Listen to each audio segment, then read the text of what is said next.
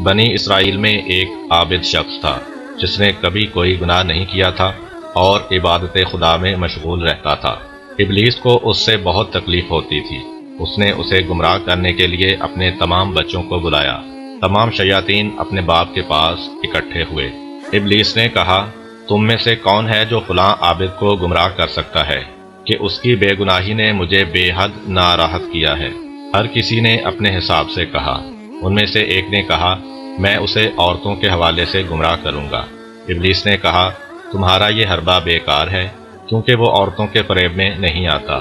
دوسرے نے کہا، میں اسے شراب اور دیگر نشہ آور مشروبات سے گمراہ کروں گا۔ ابلیس نے کہا، اس کا کوئی فائدہ نہیں ہے کیونکہ وہ دنیا کی لذتوں سے دھوکہ کھانے والا نہیں ہے۔ تیسرے نے کہا، میں اسے گمراہ کر سکتا ہوں۔ ابلیس نے کہا، کیسے؟ اس نے کہا، عبادت کے ذریعے۔ ابلیس نے کہا، تمہاری یہ تجویز بہت اچھی ہے، لہٰذا اس پر عمل کرو۔ وہ شیطان انسانی شکل میں اس عابد کی عبادت گاہ میں داخل ہوا۔ اس کے سامنے کھڑے ہو کر نماز و عبادت میں مشغول ہو گیا۔ وہ شب و روز بغیر کسی وقفہ کے عبادت کرتا رہا۔ عابد نے تعجب کرتے ہوئے اپنے آپ سے کہا، یہ آنے والا نیا عابد کس قدر عبادت کی توفیقات سے سرشار ہے۔ اس نے شیطان سے سوال کیا، لیکن شیطان اس کی پرواہ کیے بغیر عبادت میں مشغول رہا۔ بات یہاں تک پہنچ گئی کہ اس عابد نے کئی بار کہا، اے بندہ خدا، مجھے بھی بتاؤ کہ وہ کون سا عامل ہے جس کی وجہ سے تم اس قدر عبادت گزاری کر رہے ہو۔ آخرکار شیطان نے عابد سے کہا، میں ایک ایسے گناہ کا مرتکب ہوا ہوں کہ جب بھی مجھے وہ یاد آتا ہے تو اس کے خوف سے میرے اندر عبادت کرنے کا زیادہ شوق پیدا ہو جاتا ہے، تاکہ اپنی عبادت کے ذریعے اس گناہ کا ازالہ کروں اور اسے اپنی زندگی سے مکمل طور پر باہر نکال دوں۔ عابد نے پوچھا، وہ گناہ کون سا تھا؟ مجھے بھی بتاؤ تاکہ میں بھی اسے انجام دوں اور پھر توبہ کروں اور عبادت کرنے کے لیے زیادہ توفیق حاصل کر سکوں۔ شیطان نے کہا، یہ 2 درہم مجھ سے لو اور شہر میں فلاں جگہ فلاں عورت کے پاس جاؤ اور اس کے ساتھ زنا کرنے کے بعد واپس لوٹ آؤ۔ وہ جاہل عابد شہر میں گیا اور لوگوں سے اس فاحشہ کا پتہ پوچھا۔ لوگوں نے اسے پتہ بتایا اور اپنے آپ سے کہا، یقیناً یہ عابد شخص اس فاحشہ عورت کو واعظ و نصیحت کرنا چاہتا ہوگا۔ عابد اس عورت کے گھر کی طرف روانہ ہوا۔ اجازت لینے کے بعد اس کے گھر میں داخل ہوا۔ اس عورت نے جب اس عابد کی وضاحت دیکھی تو اس سے کہا، اس مقام پر آنا تمہاری شان کے شایان نہیں ہے، تم یہاں پر کس لیے آئے ہو؟ عابد نے شیطان کی داستان بیان کی۔ اس عورت نے کہا، اے بندہ خدا، پہلی بات تو یہ کہ توبہ کا بہترین اور مناسب ترین راستہ ترک گناہ ہے، اور دوسرا کہاں سے معلوم ہے کہ جو کوئی توبہ کرتا ہے تو اس کی توبہ قبول ہو جاتی ہے؟ یہ بات کان کھول کر سن لو کہ جس کسی نے تمہیں اس راستے پر چلایا ہے وہ شیطان تھا، جو تمہیں اس طرح فریب دینا چاہتا ہے۔ اب اپنی عبادت گاہ میں واپس جا کر دیکھو، وہ وہاں پر نہیں ہے۔ وہ عابد جب اپنی عبادت گاہ میں واپس آیا تو وہاں شیطان عابد کا نام و نشان تک نہیں تھا۔ وہ عورت اسی رات دنیا سے چل بسی۔ اگلی صبح لوگوں نے اس کے گھر کے دروازہ پر یہ جملہ لکھا ہوا دیکھا، اس عورت کے جنازہ میں حاضر ہوں کہ وہ اہل جنت میں سے ہے۔ لوگ شک میں پڑ گئے، یہ جملہ اس عورت کے حال و شان کے مناسب نہیں ہے۔ اس واقعہ کو 3 دن گزرنے کے بعد اللہ تعالیٰ نے حضرت موسیٰ علیہ السلام پر وحی نازل کی، اس عورت کے جنازے میں شامل ہوں اور اس کی نماز جنازہ پڑھیں اور لوگوں کو شامل ہونے کا حکم دیں، کیونکہ میں نے اسے بخش دیا ہے اور اس پر بہشت کو واجب کر دیا ہے، کیونکہ اس نے میرے ایک بندے کو گناہ کرنے سے بچایا ہے۔ حضرت موسیٰ علیہ السلام نے فرمان خدا پر عمل کیا، بس گناہوں میں غرق ایک عورت امر بالمعروف اور نہی عن المنکر اور ایک انسان کو گناہ سے بچانے کی وجہ سے اس طرح رحمت الہی کی مستحق قرار پائی کہ اللہ تعالیٰ نے اسے اہل بہشت میں سے قرار دیا۔ نیز اولو العزم پیغمبر حضرت موسیٰ علیہ السلام کو حکم دیا کہ وہ لوگوں کے ہمراہ اس کے جنازے میں شریک ہوں اور عزت و احترام سے اس کا جنازہ اٹھائیں اور سپرد خاک کریں۔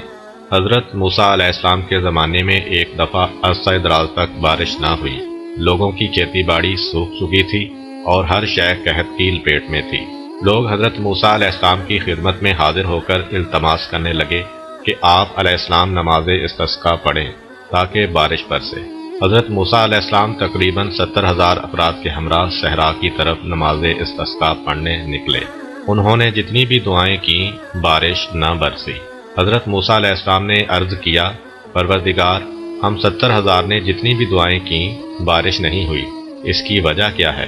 اور کیا میرا مقام و مرتبہ تیری بارگاہ میں کم ہو گیا ہے؟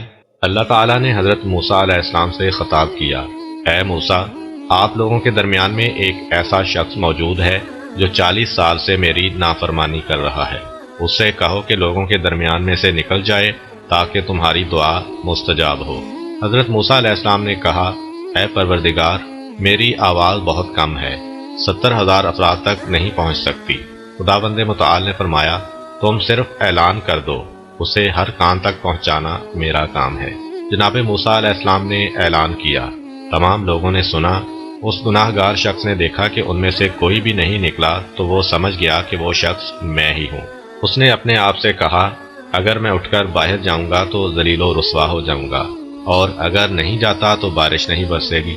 چنانچہ اس شخص نے اسی وقت سچے دل سے توبہ کی تو اس کے فوراً بعد رحمت خدا برسنا شروع ہو گئی۔ حضرت موسیٰ علیہ السلام نے عرض کیا، خدایا، اس مجمع میں سے تو کوئی شخص بھی نہیں نکلا، لیکن بارش برسنا شروع ہو گئی ہے۔ خداوند متعال نے فرمایا، میں نے تم لوگوں کو اسی شخص کی وجہ سے سیراب کیا ہے جس کی وجہ سے بارش نہیں برسا رہا تھا۔ حضرت موسیٰ علیہ السلام نے عرض کیا، خدایا، مجھے اس کے بارے میں بتا تاکہ اس کی زیارت کروں۔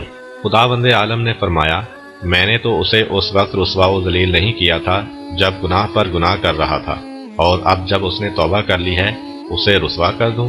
میں تو عیب کو چھپانے والا ہوں، ہرگز کسی کا عیب فاش نہیں کروں گا اور نہ ہی کسی کی تحقیر کروں گا۔ ایک دفعہ حضرت موسیٰ علیہ السلام نے کسی مقام سے گزرتے ہوئے ایک برہنہ اور خالی ہاتھ فقیر کو دیکھا جو بیابان میں ریت پر سویا ہوا تھا۔ اس نے جب حضرت موسیٰ علیہ السلام کو دیکھا تو ان کے پاس آ کر کہا، اے موسیٰ علیہ السلام، میں فقر و ناداری کی وجہ سے قریب المرگ ہو چکا ہوں، اللہ تعالیٰ سے دعا کریں کہ مجھے تھوڑا بہت رزق عطا کرے۔ حضرت موسیٰ علیہ السلام نے اس کے لیے دعا کی اور وہاں سے کوہ طور پر مناجات کرنے کے لیے چل دیے۔ کچھ دیر کے بعد اسی راستے سے پلٹے تو کیا دیکھتے ہیں کہ چند لوگوں نے اسی فقیر کو پکڑا ہوا ہے اور بہت سے لوگ اس کے ارد گرد مجمع لگائے کھڑے ہیں۔ انہوں نے لوگوں سے پوچھا، یہاں پر کیا واقعہ پیش آیا ہے کہ لوگ اکٹھے ہوئے ہیں؟ حاضرین نے کہا، اس شخص نے شراب پی رکھی ہے اور ایک شخص پر حملہ کر کے اسے قتل کر دیا ہے، اب اسے پکڑا ہوا ہے تاکہ قصاص میں پھانسی پر لٹکائیں۔ حضرت موسیٰ علیہ السلام نے حکم الہی کا اقرار کیا اور اس بدسیرت فقیر کے بارے میں اپنی جسارت پر استغفار کی۔ بے شک اللہ تعالیٰ ہی بہتر جانتا ہے کہ کس کو کس حال میں رکھنا ہے۔ جب حضرت موسیٰ علیہ السلام اللہ کی جانب سے فرعون کے پاس جانے اور اسے خدا پرستی کی دعوت دینے پر مامور ہوئے تو وہ اپنے بیوی بچے کے بارے میں سوچنے لگے اور اللہ کی بارگاہ میں عرض کیا، پروردگار، میرے بعد میرے بیوی بچوں کی سرپرستی کون کرے گا؟ خداوند قدوس نے جناب موسیٰ علیہ السلام کو حکم دیا، اپنا عصا اس پتھر پر مارو۔ حضرت موسیٰ علیہ السلام نے اپنا عصا پتھر پر مارا تو پتھر ٹوٹ گیا۔ اس کے اندر ایک پتھر تھا، اس پتھر پر بھی اپنے عصا سے ضرب لگائی تو وہ ٹوٹ گیا۔ اس کے اندر سے ایک اور پتھر ظاہر ہوا۔ جناب موسیٰ علیہ السلام نے تیسرے پتھر پر بھی اپنا عصا مارا تو وہ بھی 2 ٹکڑوں میں تبدیل ہو گیا۔ اس کے اندر ایک کیڑا دیکھا کہ منہ میں کچھ لیے کھا رہا ہے۔ حضرت موسیٰ علیہ السلام نے سنا کہ وہ کیڑا کہہ رہا تھا، پاک و منزہ ہے وہ ذات جو مجھے دیکھ رہی ہے، میری گفتگو سن رہی ہے، میرے ٹھکانے سے آگاہ ہے، وہ مجھے یاد رکھتی ہے اور مجھے فراموش نہیں کرتی۔ بس اس طرح جناب موسیٰ علیہ السلام سمجھ گئے کہ بندوں کا رزق اللہ تعالیٰ کے ہاتھ میں ہے اور اسی کی ذات اقدس پر توکل سے ہر کام سیدھا ہوتا ہے۔ ایک دن حضرت موسیٰ علیہ السلام دریا کے قریب سے گزر رہے تھے کہ اچانک دیکھتے ہیں ایک شکاری دریا کے قریب آیا، سورج کو سجدہ کیا اور کچھ کفریہ کلمات کہے۔ اس کے بعد جال دریا میں پھینکا۔ جب اسے باہر کھینچا تو اس میں بہت سی مچھلیاں پھنس چکی تھیں۔ اس نے یہ کام 3 بار انجام دیا اور ہر بار اس کا جال مچھلیوں سے بھرا ہوا ہوتا تھا۔ اس شکاری نے مچھلیاں اٹھائیں اور وہاں سے چلتا بنا۔ اس کے بعد ایک اور شکاری وہاں پر آیا، اس نے وضو کیا، نماز پڑھی اور شکر خدا بجا لایا۔ اس کے بعد اپنا جال دریا میں پھینکا۔ جب اسے باہر کھینچا تو اس میں صرف ایک چھوٹی سی مچھلی پھنسی ہوئی تھی۔ اس نے خدا کا شکر ادا کیا اور وہاں سے چل دیا۔ جناب موسیٰ علیہ السلام نے عرض کیا، خدایا، یہ کیا ماجرا ہے کہ کافر شخص نے کفریہ فعل انجام دیا تو اسے بہت زیادہ مچھلیاں نصیب ہوئیں، اور تیرے مومن بندے کی قسمت میں صرف ایک ہی مچھلی آئی۔ اللہ تعالیٰ نے حضرت موسیٰ علیہ السلام پر وحی نازل فرمائی، اپنی دائیں طرف نگاہ کرو۔ موسیٰ علیہ السلام نے جب اس طرف نگاہ کی تو انہوں نے بہت ساری نعمتیں دیکھیں جو اللہ نے بندہ مومن کے لیے فراہم کی ہوئی ہیں۔ اللہ تعالیٰ نے دوبارہ حضرت موسیٰ علیہ السلام پر وحی نازل کی کہ اب اپنی بائیں جانب دیکھو۔ انہوں نے جب اس طرف دیکھا تو انہیں سخت قسم کے عذاب نظر آئے جو اللہ نے اپنے کافر بندے کے لیے تیار کیے ہوئے تھے۔ اس کے بعد اللہ تعالیٰ نے فرمایا، اے موسیٰ علیہ السلام، یہ تمام عذاب جو کافر کی گھات میں ہیں، ان کے مقابلے میں وہ بہت زیادہ مچھلیاں اسے کیا فائدہ دے سکتی ہیں، اور وہ تمام نعمتیں جو بندہ مومن کے لیے ہیں، ان کے مقابلے میں آج جو کچھ میں نے اسے کم دیا ہے، یہ کتنا اس کے نقصان میں ہے۔ اس وقت حضرت موسیٰ علیہ السلام نے عرض کیا، پروردگار، جس شخص نے تجھے پہچان لیا اس کے لیے یہی مناسب ہے کہ تو جو کچھ اس کے لیے انجام دے وہ اسی پر راضی ہو۔ ایک دفعہ بنی اسرائیل کا ایک گروہ حضرت موسیٰ علیہ السلام کے پاس آیا اور کہنے لگا، خدا سے یہ دعا مانگیں کہ جب ہم چاہیں ہمارے لیے بارش نازل کرے۔ موسیٰ علیہ السلام نے خدا کی بارگاہ میں دعا کی تو ان کی دعا مستجاب ہوئی۔ وہ لوگ جب چاہتے اللہ تعالیٰ ان پر بارش برسا دیتا۔ اس سے ان کی کھیتی باڑی بہت اچھی ہوئی اور لہلہانے لگی، لیکن جب فصل پکنے کا موسم آیا تو تمام خوشے اندر سے خالی اور مرے ہوئے تھے۔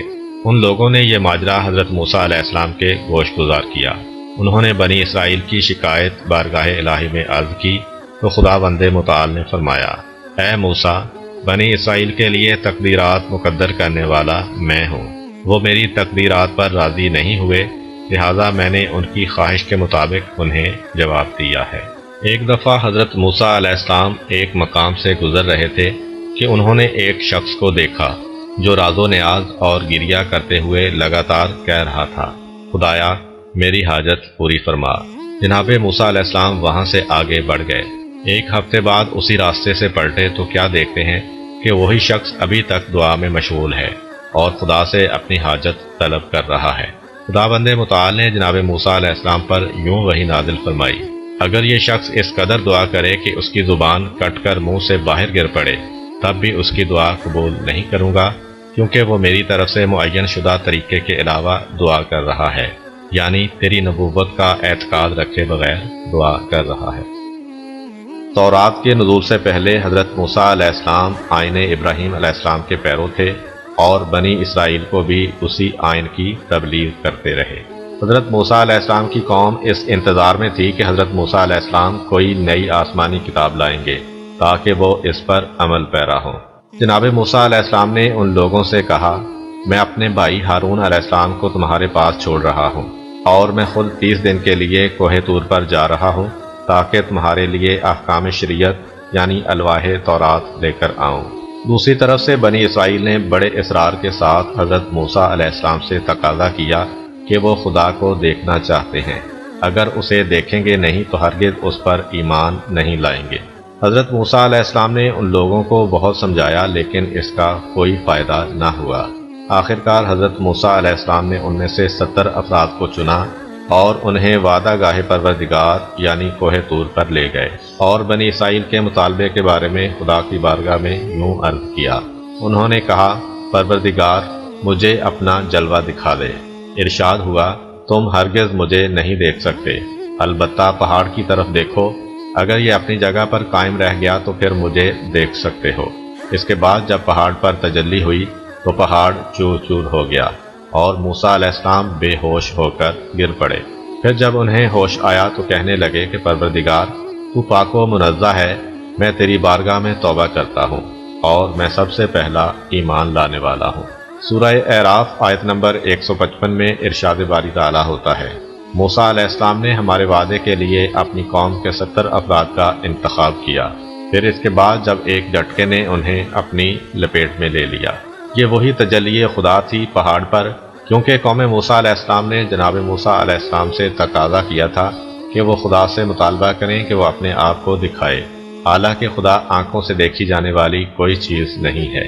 کوہ طور پر خدا کی تجلی ہونا، قوم موسیٰ علیہ السلام کے 70 لوگوں کا ہلاک ہو جانا اور خود جناب موسیٰ علیہ السلام کا بے ہوش ہو جانا ان کے لیے ایک سزا بھی تھی کہ انہوں نے ایسا مطالبہ کیوں کیا۔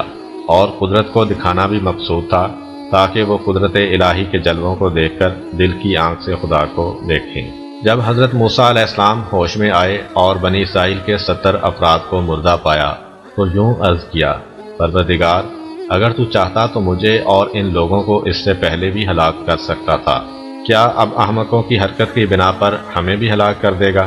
پھر تضرع و زاری کرتے ہوئے کہا، پروردگار، ہم جانتے ہیں کہ یہ تو صرف تیرا امتحان ہے، جس سے جس کو چاہتا ہے گمراہی میں چھوڑ دیتا ہے اور جس کو چاہتا ہے ہدایت دے دیتا ہے۔ تو ہی ہمارا ولی و سرپرست ہے، ہمیں معاف کر دے اور ہم پر رحم فرما کہ تو بڑا بخشنے والا ہے۔ آخرکار ہلاک ہونے والے بنی اسرائیل کے نمائندے زندہ ہوئے اور جناب موسیٰ علیہ السلام کے ہمراہ واپس پلٹ گئے اور جو کچھ دیکھا تھا وہ اپنی قوم کے سامنے بیان کیا۔ جناب موسیٰ علیہ السلام نے اسی سفر میں الواح تورات خدا سے لیں۔ اللہ تعالیٰ نے کوہ طور پر حضرت موسیٰ علیہ السلام سے فرمایا، اے موسیٰ، ہم نے تمام انسانوں میں اپنی رسالت اور اپنے کلام کے لیے تمہارا انتخاب کیا، لہٰذا اب اس کتاب کو لے لو اور اللہ کے شکر گزار بندوں میں ہو جاؤ۔ ہم نے تورات کی تختیوں میں ہر شے میں سے نصیحت کا حصہ اور ہر چیز کی تفصیل لکھ دی ہے، لہٰذا اسے مضبوطی کے ساتھ پکڑ لو اور اپنی قوم کو حکم دو کہ اس کی اچھی اچھی باتوں کو لے لیں، ان قریب تمہیں فاسقین کے گھر دکھلا دوں گا۔ بس اس طرح سے جناب موسیٰ علیہ السلام نے وعدہ گاہ الہی کوہ طور سے تورات کی صورت میں اللہ تعالیٰ سے اپنی شریعت اور اپنا آئین لیا اور قوم کی طرف پلٹ گئے تاکہ اسے اس آسمانی کتاب اور بنیادی قانون کی روشنی میں راہ حق کی ہدایت کریں اور تکامل کی منزل تک پہنچائیں۔